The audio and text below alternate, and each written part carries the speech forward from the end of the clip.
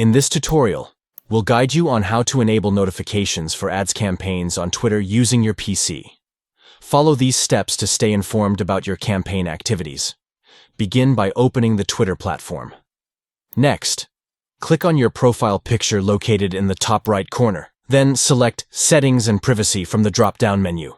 In the left-hand column of the Settings page, locate and click on the Web Notifications option to access notification settings. Within the Notification Types menu, find and click on Preferences to customize your notification preferences. Next, click on Push Notifications to manage notifications that are pushed to your device. Under the section labeled From Twitter, locate and check the box next to Ads Campaign to enable notifications specifically for your ad campaigns. To save your changes and activate the ads campaign notifications, click on the Save Changes button at the bottom of the settings page. By following these steps, you can easily set up notifications for your ads campaigns on Twitter through your PC. Stay updated and informed about your advertising efforts. Thank you for watching.